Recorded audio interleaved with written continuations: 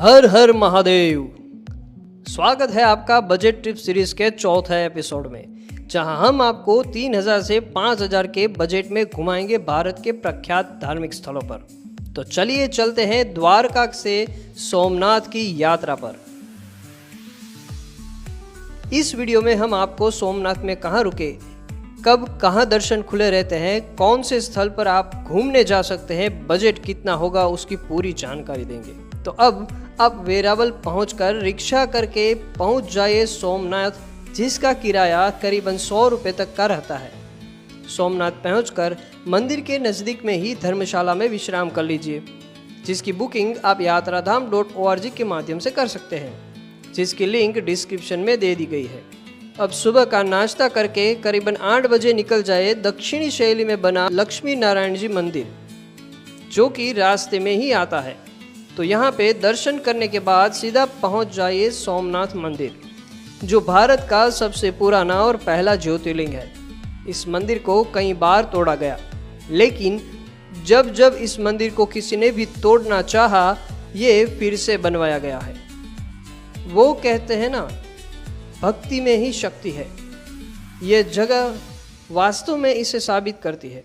मंदिर में दर्शन का समय सुबह 6 से रात 10 बजे तक रहेगा। मंदिर में आरती का समय सुबह 7 बजे, दोपहर 12 बजे और शाम को 7 बजे का है। मंदिर में जाने से पहले इलेक्ट्रॉनिक सामान और मोबाइल फ़ोन वगैरह बाहर लॉकर में ही रखना होगा। तो यहाँ पे दर्शन करके आप जा सकते हैं पुराने सोमनाथ मंदिर में, जिसे अहिल्याबाई ने बनवाया था।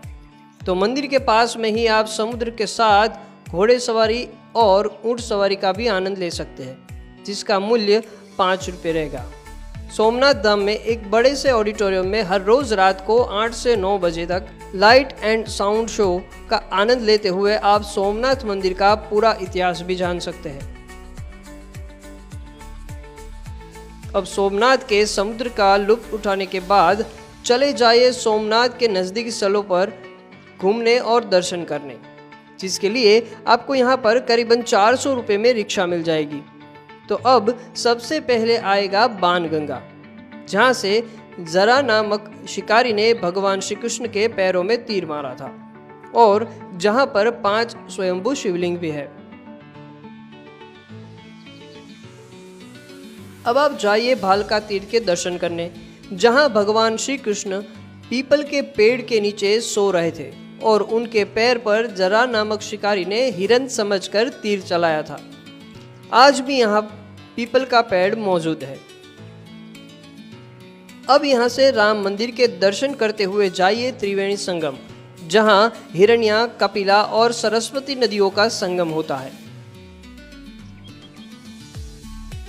यहाँ थोड़ी देर बैठने के बाद जाइए गोलोक धाम तीर्थ, जहाँ तीर लगने के बाद भगवान श्री कृष्ण ने हिरण्या नदी के शांत किनारे अपना देह त्याग किया था। अब इसके बाद जाइए सूर्य मंदिर और 5 पांडव गुफा देखने।